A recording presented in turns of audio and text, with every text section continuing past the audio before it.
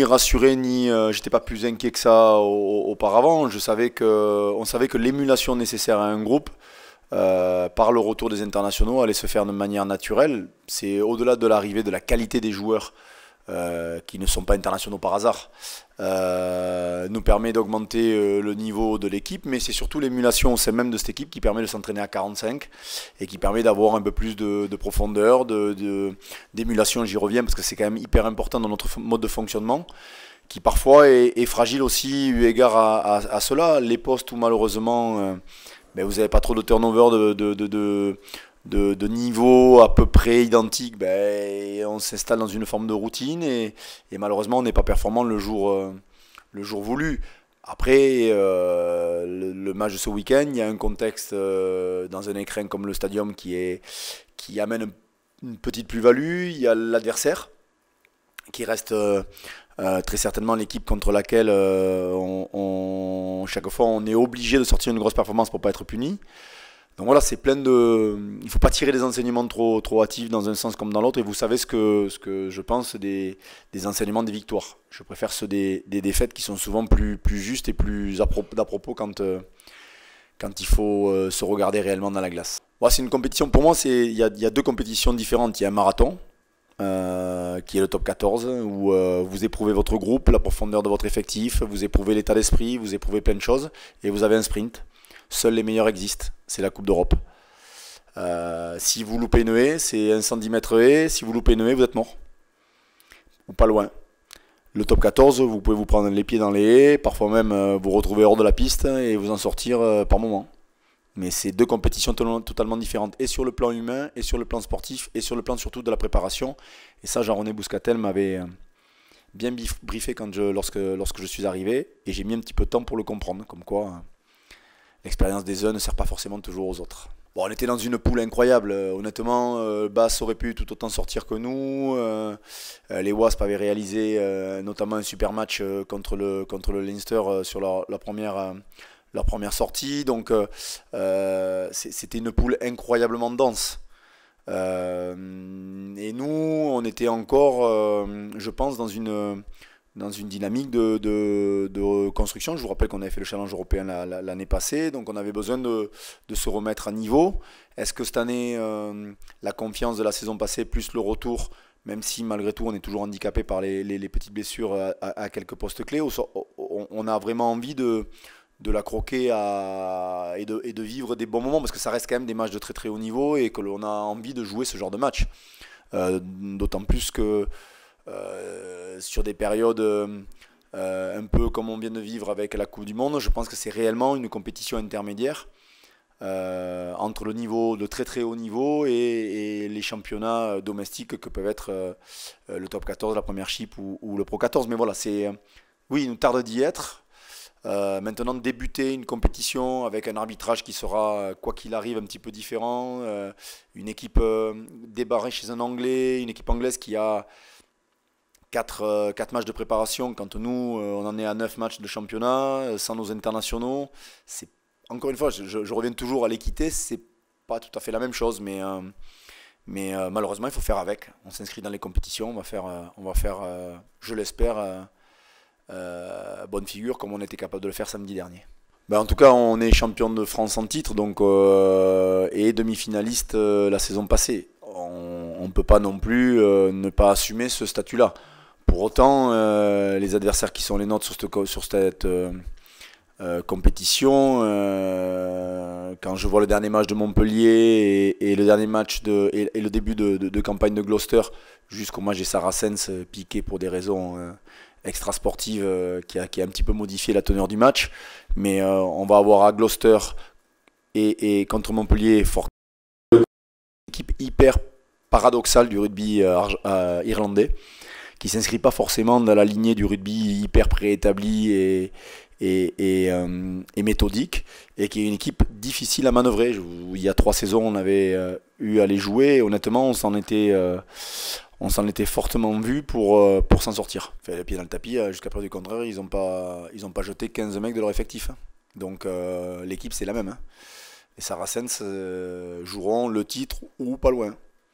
Et le Leinster jouera le titre ou pas loin. Ça, on sait que sur les générations, c'est des générations qui sont encore intéressantes. Peut-être une génération un peu plus vieillissante de la part du Leinster à quelques postes clés. Nous, la nôtre est plutôt avec une moyenne d'âge aux alentours de 24 ans. Donc j'ose espérer qu'on est plutôt sur l'avenir et qu'on va être de plus en plus performant sur cette compétition-là qui nous tient à cœur pour le club et pour le futur. Est-ce qu'on est prêt maintenant? Je l'espère. J'espère l'être encore plus dans quelques temps, mais ce qui est sûr, c'est que au regard de ce que l'on a fait contre Clermont-Ferrand sur les 20 premières minutes, je vous dirais qu'on est prêt. Mais sur ce qu'on a fait pendant quelques temps, je vous dirais qu'on est loin du niveau européen. Donc quel visage on aura vendredi soir malheureusement, j'aimerais pouvoir le savoir, mais pas sûr. Non, c'est pas sur ça, c'est juste la compétition, c'est une nouvelle compétition, donc on va la préparer. L'an dernier, on avait démarré à Basse avec beaucoup de réussite. Il en faudra pour gagner à l'extérieur, comme toujours, même dans le championnat français, malgré ce que tout le monde veut dire sur des petites équipes ou des confrontations tronquées sur les statuts des uns et des autres. Les matchs, il faut les jouer. Et l'appétit qu'on a mis samedi soir va très certainement servir à Clermont pour être dans les meilleures dispositions pour commencer sa campagne européenne. Et nous, j'espère que ça ne nous aura pas mis dans un état un peu trop suffisant ou euphorique. On ne peut pas être radical dans un sens comme dans l'autre. Il y a chaque groupe que l'on a, particulièrement celui-là, longuement concocté, préparé pour avoir une génération capable d'évoluer dans les meilleures conditions et d'assurer les standards du Stade Toulousain. Et malheureusement, c'est vrai que sur le premier bloc, on a manqué nos sorties à l'extérieur avec des matchs totalement différents chaque fois pour des raisons différentes. Mais je pense qu'on n'a pas perdu notre temps à éprouver de nombreux jeunes joueurs encore une fois. Même si on est tous conscients de l'aberration du mix des compétitions qui est ni lisible, ni protectrice pour les joueurs, mais bon, ça à la limite on va pas en parler maintenant.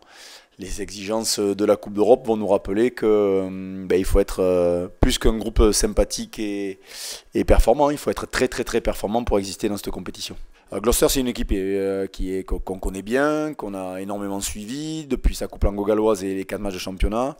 Énormément, alors un mix de joueurs sud-africains et anglais, avec beaucoup de pression défensive, une des équipes qui joue le plus au pied du championnat anglais avec les Saracens. Un peu la même formule avec beaucoup plus de performance au niveau des rucks, c'est l'équipe qui ralentit les plus de ballons sur le championnat anglais. Donc des garçons comme Ackerman, Jaco Kriel, Mare, le talonneur sud-africain, sont des gros joueurs, notamment sur le contest et le jeu au sol.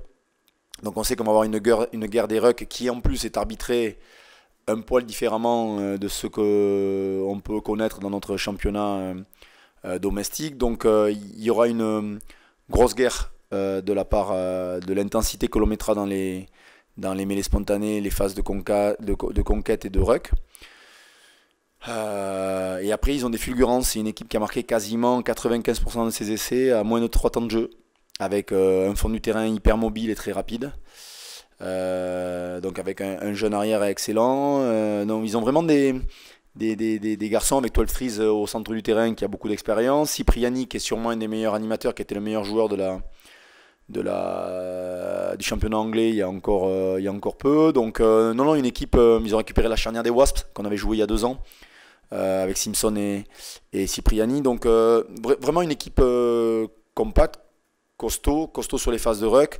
Grobler, l'ancien Racingman aussi, ancien Sudaf Racingman, énorme sur les premières journées de championnat au poste de seconde ligne. Donc vraiment une équipe à prendre très au sérieux, et honnêtement ils se prennent les pieds dans le tapis contre les Saracens, sinon ils sont dans le top 3 anglais. Donc équipe très très très sérieuse. Pour l'instant on rentre personne et on sort personne. Si ce n'est Richie Arnold qui finissait son statut de joker Coupe du Monde, vu qu'on ne pouvait pas l'inscrire pour un match de Coupe d'Europe, vu que son statut s'arrête au 15 novembre. On aurait pu, puisque le match se jouait le vendredi soir, mais l'intérêt c'était de griller une place pour pour un autre joueur. Donc c'est toujours un peu compliqué ces listes de Coupe d'Europe parce qu'en fait sur les premières lignes vous les voyez pas tous apparaître, mais quelque part ils y sont tous parce qu'ils sont ou en réserve ou en pilier supplémentaire ou en possibilité de les intégrer au fur et à mesure. Donc voilà, c'est notre petite sauce à nous. Mais oui, en gros, Richie Gray prend la place de Richie Arnold d'un point de vue effectif et sur la liste. Et Rory Arnold, son frère, arrive s'il n'a pas pris trop de retard aujourd'hui. Et donc ce week-end, ça nous paraît un peu juste avec la programmation le vendredi, mais on espère pouvoir l'aligner très rapidement, si ce n'est la semaine prochaine, au moins sur le match de Bayonne. Pita a repris une partie du rugby. Pita, le problème c'est qu'on a oublié que la saison dernière, on l'a beaucoup géré et qu'il est apparu dans l'effectif au moment des sélections des internationaux du tournoi du mois de février et qu'il a eu une saison plutôt courte et que malheureusement la surexposition, vous savez quand on en protège certains, on en fragilise d'autres. La surexposition de nos internationaux en équipe de France a pâti à quelques-uns de nos joueurs et notamment Pita, Zach Holmes et Seb Bézi qui ont été énormément exposés, peut-être un peu trop, pour justement être performants dans cette campagne européenne. Toujours, on finit de solder ses vacances à y être. Comme ça aussi, on bataille avec les instances pour avoir un peu plus de latitude et de travailler à la carte sur le bon sens qui paraît être le nôtre et pas l'exploitation de nos joueurs. Mais vous avez vu qu'en Angleterre, ils ne se posaient pas la même question. Ils ont fait une finale de Coupe du Monde, 15 jours après, tout le monde jouait. Donc il y a deux manières de faire. Peut-être qu'il y a un côté français qui est toujours dans la surprotection. Et puis peut-être un mode un peu plus libéral, mais qui apparemment les mecs s'en plaignent pas plus. Hein, donc moi je suis pas là pour vous donner les solutions, je les ai pas, mais en tout cas ça serait bien que nos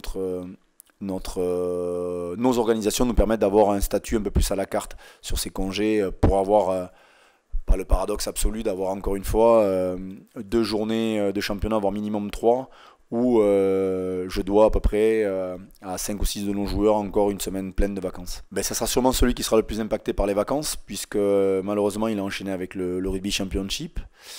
Mais quand vous le ramenez au temps joué de Cheslin depuis le 15 juin, il n'a joué qu'une 450 minutes, donc l'équivalent de on va dire 6-8 matchs selon comment vous les managez. Donc c'est le paradoxe de notre fonctionnement aussi, parce que ces compatriotes qui sont rentrés, Monster peut postuler d'ores et déjà avec Gloucester. Quant à Cheslin Kolbe, il n'est toujours pas rentré. Parce que dans tous les cas, on ne va pas faire d'acharnement, le faire venir pour le laisser chez lui tranquillement. Donc le but c'est qu'il se repose, qu'il se régénère, et j'espère le récupérer d'ici la fin du mois.